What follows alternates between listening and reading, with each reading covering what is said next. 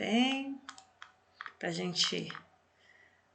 Quando vocês estão estudando para a prova também, tem uma coisa, vocês dão uma descansada da gente, tem uma descansada dessas aulas, né? Dá uma... Ok? Então vamos... Deixa eu voltar aqui para os meus... Eu já andei anotando os nomes aqui, quem já pôs no primeiro, tá? Podem ficar tranquilos, que tá tudo aqui, como se diz assim, no controle. Pedro Vitor, bem-vindo de novo aí. Então, vamos aqui agora fazer uma revisão da Segunda Guerra Mundial. Ai, gente, eu vi um filme ontem que eu não terminei de ver porque eu dormi, mas eu gravei. Eu não sei se é assim que escreve. Ai, eu não sei se é assim. Já viram? Que o amigo imaginário do menino é o Hitler? Interessantíssimo, porque traz algumas discussões. É uma comédia, eles fazem uma espécie de paródia da Segunda Guerra Mundial. Eu acho que é assim que escreve. Deixa eu conferir aqui antes de eu começar com vocês aqui. Eu acho que é isso mesmo. Eu fiquei na... É isso mesmo, escrevi certo. Jojo Rabbit. Tá? Ótimo. Indicação se vocês quiserem assistir. Bom, para ver o Hitler aí de uma forma mais de uma paródia aí do Hitler. Ele é um amigo imaginário do menininho. E a família esconde, ele tem uma discussão sempre o tempo todo no filme com uma menina que é uma judia que está presa, que fica escondida na casa dele. E ele faz parte da juventude hitlerista. Bom, então vamos lá. Segunda Guerra Mundial, né? Sem dúvida, foi um dos mais significativos eventos aí do século XX. Não porque morreu muita gente, porque envolveu muitas mortes, mas também muitas mudanças, as mudanças que aconteceram, o período que durou, né? Foi de 39 a 45, a herança que essa guerra deixou também. Então, após a Segunda Guerra Mundial, começa a Guerra Fria, né? A gente viu isso também. E também a criação do Estado de Israel, que ainda causa conflitos ainda no século XXI. Então, tudo, a configuração política, geopolítica, social, foi alterada a partir desse conflito. E a gente vai falar dos antecedentes e também das consequências da Segunda Guerra Mundial e apresentar um pouco, assim, a gente já viu sobre isso, inclusive, a gente vai apresentar aqui é uma cronologia desse conflito, né, desde o avanço nazista até a expansão alemã e italiana, como também a resistência europeia e depois da norte-americana. Vamos ver esse mapa que ele está falando aqui, ó. Tem uma narração.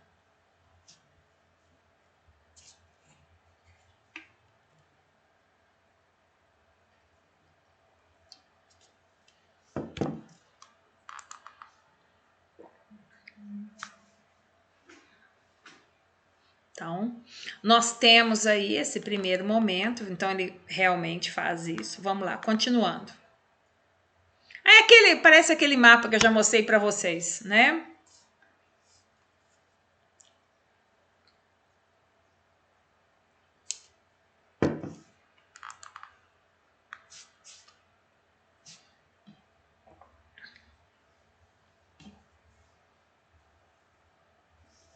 Continuando, vamos lá.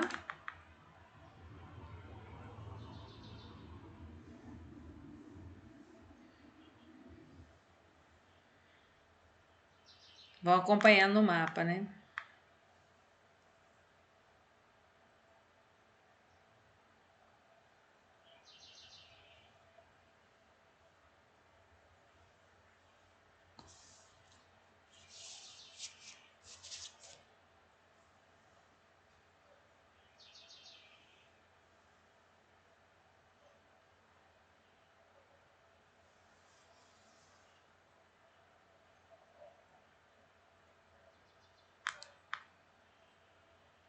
Agora vão aqui.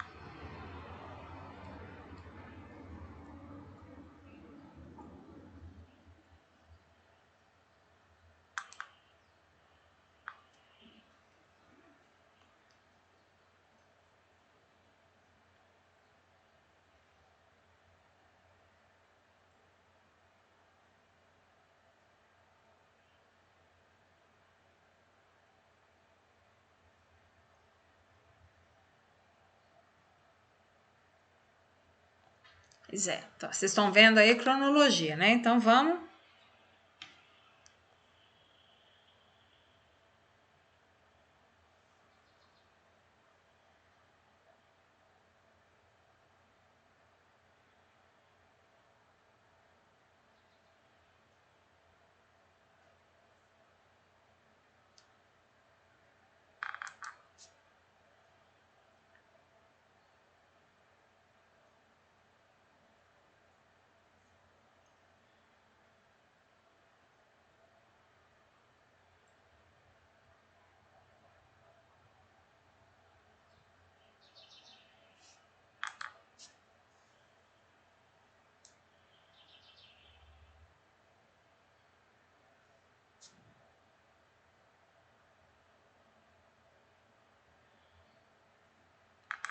Vamos lá.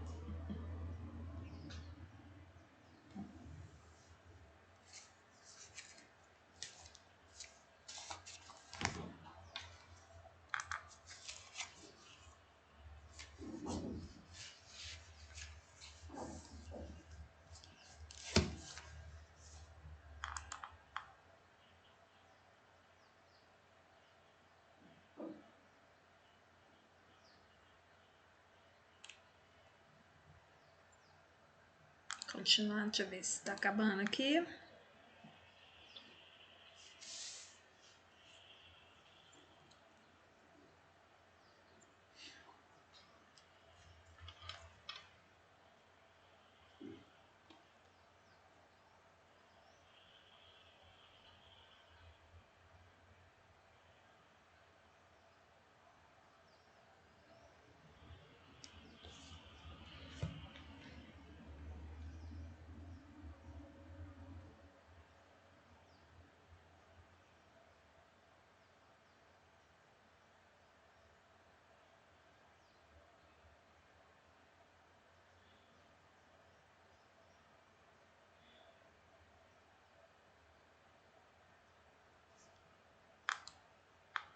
E aí, já tá acabando.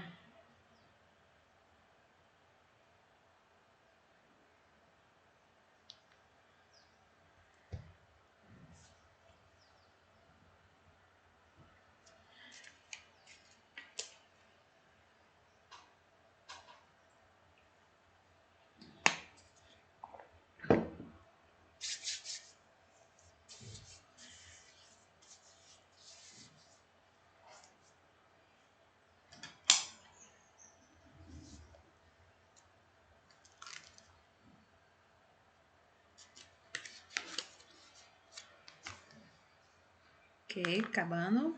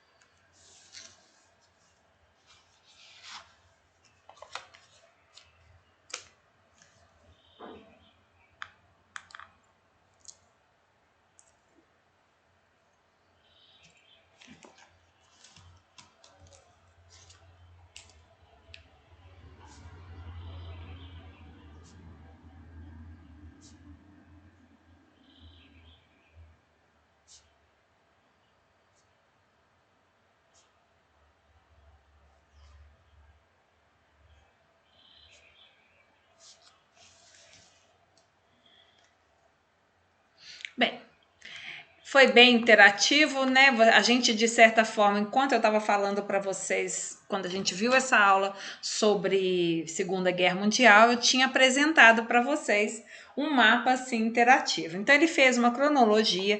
Prestem atenção, inclusive, na questão do dia D, o que representou, né? Isso é doideira. Isso tem dentro do canal de vocês aí, ok? Então, assim, daqui. Como assim o que foi isso? Eu não entendi, Fernanda. Me explique. O que você está falando que é doideira aí? Você está falando o que. Ah,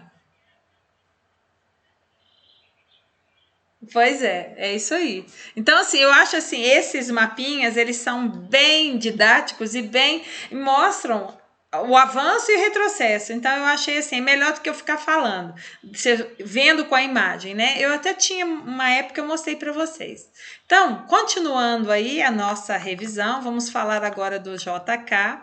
Tem alguma dúvida? Vocês viram que eu vou cobrar de vocês o dia D, né, sobre a Segunda Guerra, o que representou para os aliados e etc. Tá? Isso vai ser Não, peraí, vai ser nenhuma janela, não. Deixa eu cancelar aqui, que é uma guia do Chrome também.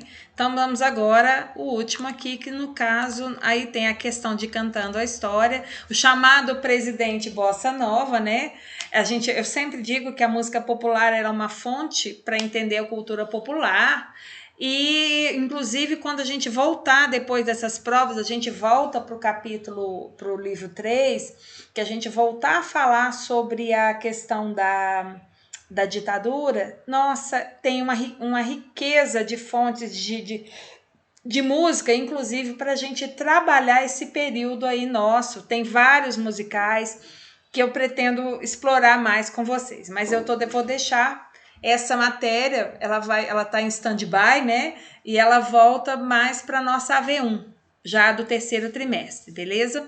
Porque aí a gente vai ter o livro 3 e o 4, da questão, e um pouquinho, eu vou cobrar de vocês um pouco da corrida espacial, mas eu acho que é a parte da Guerra Fria, que é uma parte mais tranquila também. E a Guerra Fria, ela está associada com as ditaduras, né, na América Latina. Então, o JK, ele é chamado Presidente Bossa Nova porque é o período em que a Bossa Nova está no auge no país, né? Que foi um movimento, o movimento que ele chama, né? O plano de metas do JK, que seria desenvolver o Brasil. Ele teve 5 metas que eram para ser cumpridas, e uma das frases seria 50 anos em 5, aliás, que eu troquei. Então, esse movimento, ele é o processo de tentar acelerar a indústria no Brasil, né? E ela vai atravessar os primeiros anos depois da Segunda Guerra Mundial, e que vai se estender, né, pela maior parte dos governos militares. O principal representante desse período é o Juscelino Kubitschek, ou JK, como é mais conhecido, né, que ele é o que vai ganhar a disputa eleitoral em 54, depois do suicídio do Getúlio Vargas. Então, para a gente entender o que significou esse nacional desenvolvimentismo para o país, a gente tem que recordar que naquela época o mundo atravessava uma fase de instabilidade, né, dividido em 2 áreas de influência que eram dominadas por 2 superpotências que foram vitoriosas na Segunda Guerra Mundial. Então, o Brasil atravessa uma fase também de estabilidade no momento da posse do Juscelino, tendo em vista o suicídio do Vargas, né? E o crescente receio das elites brasileiras da expansão das chamadas ideias comunistas e do retorno das políticas populistas que tinham sido implementadas pelo Vargas. Então, nesse contexto de instabilidade, o JK, ele implementou uma política de um desenvolvimento industrial e econômico para acelerar aí, né, o Brasil, propondo aí os 50 anos em 5, né? Essa foi a proposta do Juscelino, né? E que vai definir, então, a figura de um Estado brasileiro na economia durante grande parte dessa segunda metade aí do século passado, né? E o plano seria, o plano de metas, né, para o país, ele se apoiava em 3 pilares.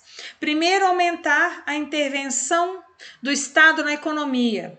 Isso vai contra o liberalismo econômico. Segundo, concessão de crédito ao empresariado nacional, né? Valorizar o empresário do Brasil. E também incentivar os empresários estrangeiros para se instalar no Brasil. Esse é o seu plano. Então, nesse tripé, que é chamado dessa política de políticas econômicas, era bem visto para as elites conservadoras no Brasil, uma vez, né, que elas viam que acelerar a industrialização era uma alternativa ao risco dessas ideias comunistas se espalharem pela população, que seria a população mais simples, a população que ele chama de iletrada, a população rural, e também pela esquerda revolucionária, que enxergava nesse processo de industrialização a oportunidade de poder criar um proletariado, quer dizer, um grupo de trabalhadores, de operários que fosse mais engajado, mais ligado à indústria.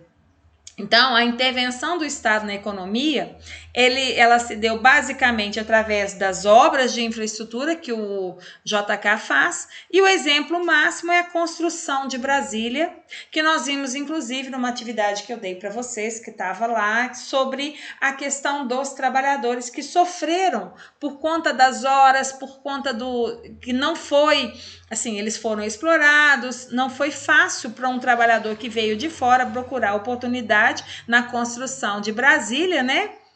Mas os mais prejudicados foram os trabalhadores. Então, esses investimentos em obras intensificaram, então, a demanda por mão de obra, aceleraram o processo de migração das populações. Então, populações que saíram do interior para em direção aos centros urbanos. Então, houve uma grande migração da população rural e fez com que houvesse a criação de uma sociedade urbana, mas uma sociedade urbana também de forma precária, né? Porque a cidade não estava preparada para receber essa grande leva de trabalhadores, de pessoas que vieram do campo. E também aconteceu de surgir concorrentes aí globais para os produtos de exportação brasileira, principalmente café, concessão de empréstimos em juros baixíssimos, sem correção monetária, crescentes empréstimos internacionais foram tomados para a conclusão de projetos iniciados que acabariam por minar, né, por atrapalhar o governo do JK, houve um grande aumento da inflação e o crescimento, então, de uma instabilidade política e econômica. Então, mesmo com esse cenário pouco favorável ao final do seu governo, o país passou por uma transformação, houve a perpetuação, né, de forte intervenção do Estado na economia, continuou isso. A tentativa foi sempre para poder conter a inflação, acelerar o crescimento e gerar uma infraestrutura necessária para o desenvolvimento do país. Então, nós temos aqui uma música, né, que é o JK, ele vira uma canção, né? Ele fugia em muito dessa visão de homens sérios que a sociedade brasileira estava acostumada a ter como presidente da República. A personalidade dele incorporava os ideais da modernidade da sua plataforma política, né? Construção de Brasília foi a meta-síntese, né, do plano de metas, e que procurava, inclusive, traduzir esses conceitos do desenvolvimento dos 50 anos em 5. Então, só que, de forma, a gente fala controversa, ao mesmo contraditório, JK causou polêmica ao longo da sua vida pessoal, e sua vida pessoal também foi assunto. Aliás, virou celebridade, a sua vida pessoal torna-se de um poder da mídia, né? Você não tem mais controle sobre a sua privacidade. Então, a canção do Juca Chaves, a letra, ele fala o caráter popular do presidente, que tinha uma fama de conquistador e que levou boatos de vários casos extraconjugais com mulheres casadas, atrizes e escritoras, né?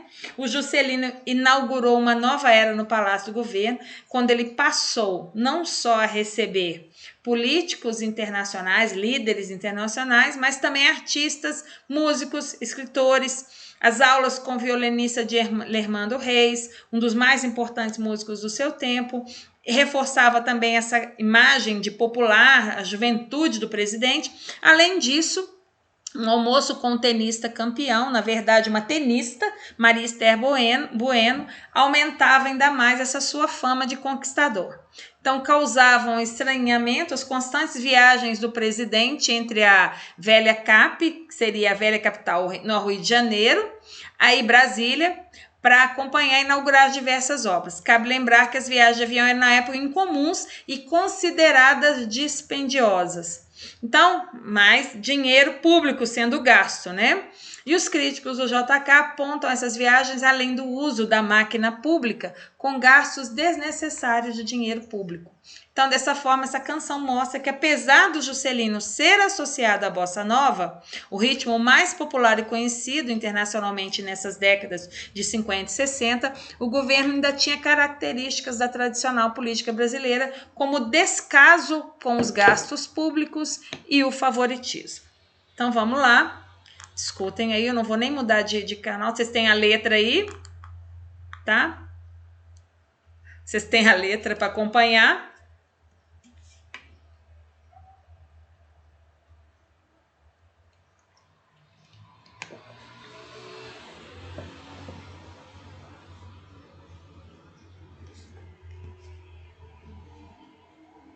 pegar um livro aqui, enquanto isso.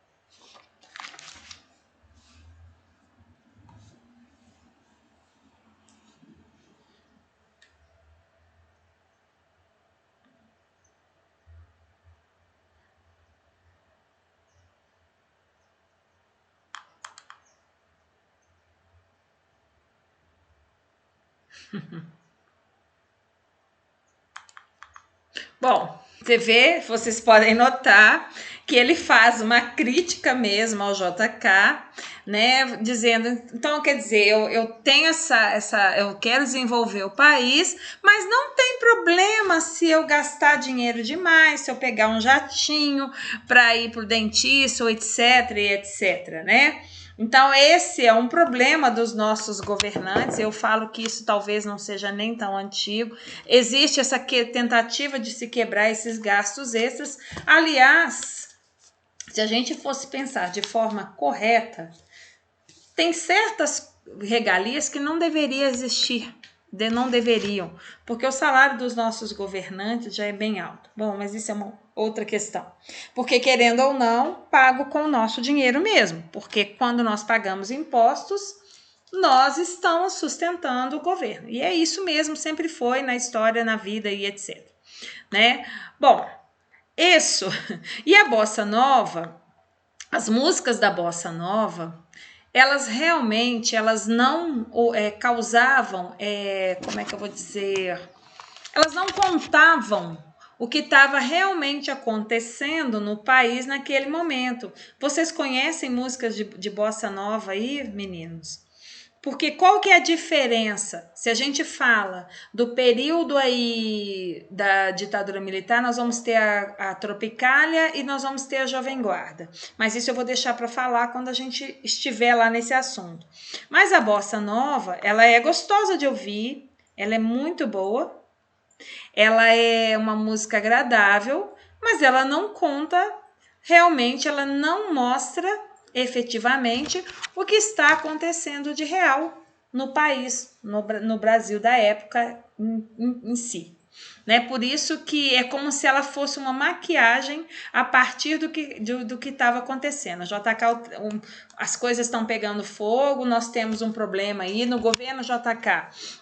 Se vocês quiserem anotar no livro de vocês, né, que é o capítulo 1 da unidade 3 e a página 62, onde se começa a falar do governo dele, sobre a sua propaganda. O Juscelino foi um cara que desenvolveu um programa que também caracterizava como um programa chamado de Nacional Desenvolvimentista, em que o Estado tinha que coordenar, então, esse desenvolvimento interno e, ao mesmo tempo que ele coordenava esse desenvolvimento interno, ele tinha que estimular a entrada de capital estrangeiro no país.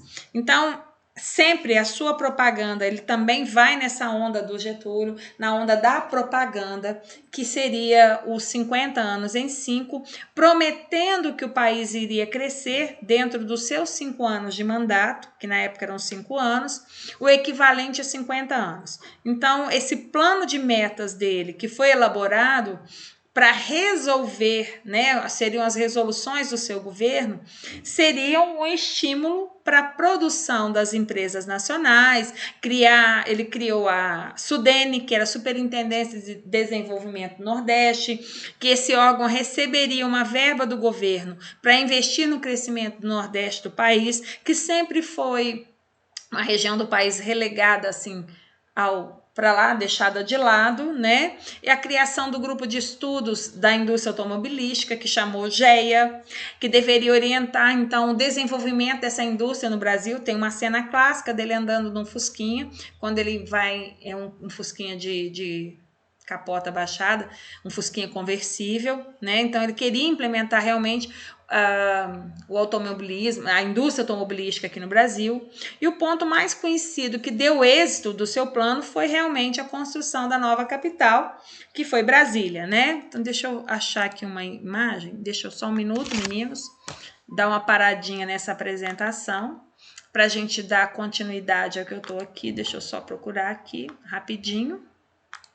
essa construção de Brasília, para a gente ver realmente neste momento foi o plano dele que foi assim válido, que foi sucesso, né?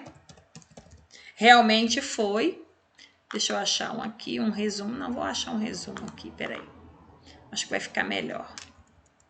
E eu tiro o som, tá? Então, construção de Brasília. Aqui. Deixa eu pôr no lugar aqui para vocês. Então, deixa eu tirar aqui, peraí, minuto. Tudo no YouTube tem que ter propaganda, né? E eu tenho que esperar.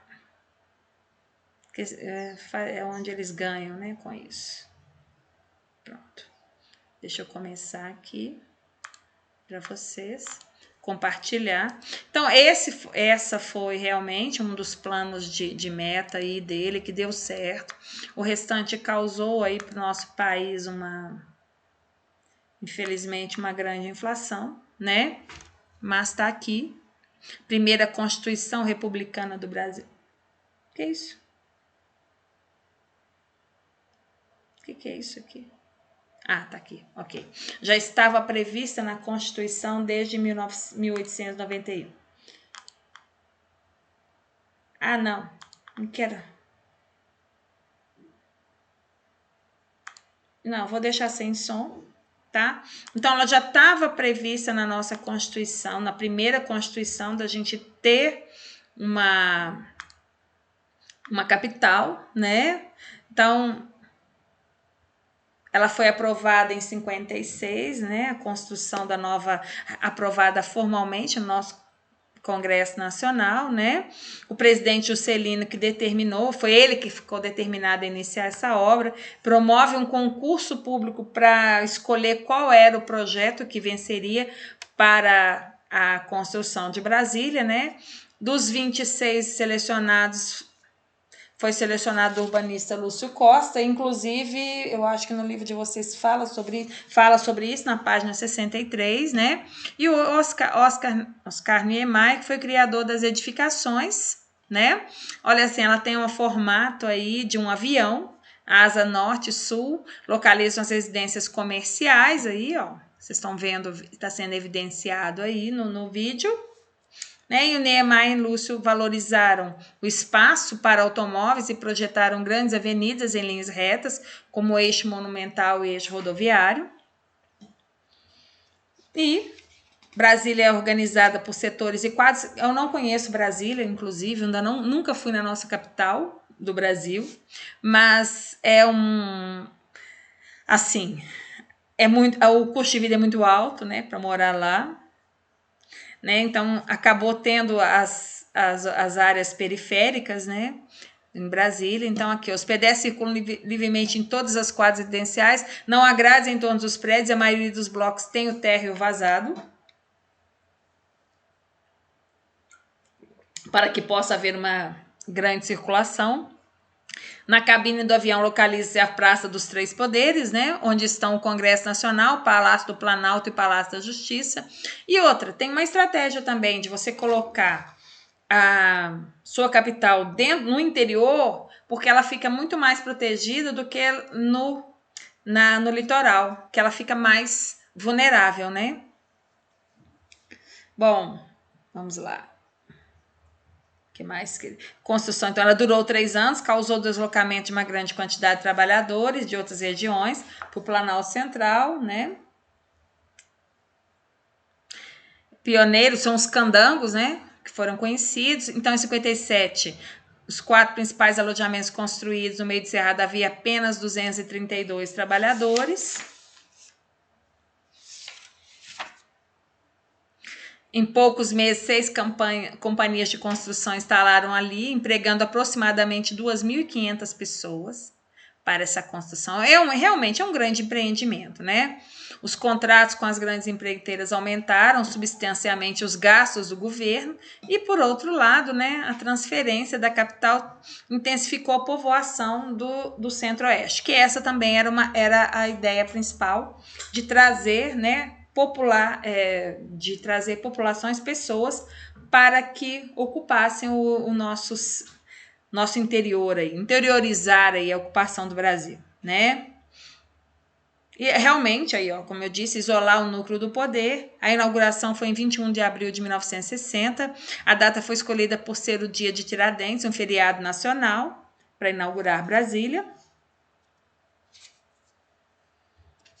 E declarada Patrimônio Cultural da Humanidade pela Unesco em 1987. A nossa capital, Brasília, é o lugar onde é tomada a maior parte das decisões políticas e econômicas que afetam diretamente a vida de todos nós brasileiros, né? Lá as leis são criadas, são aprovadas e etc.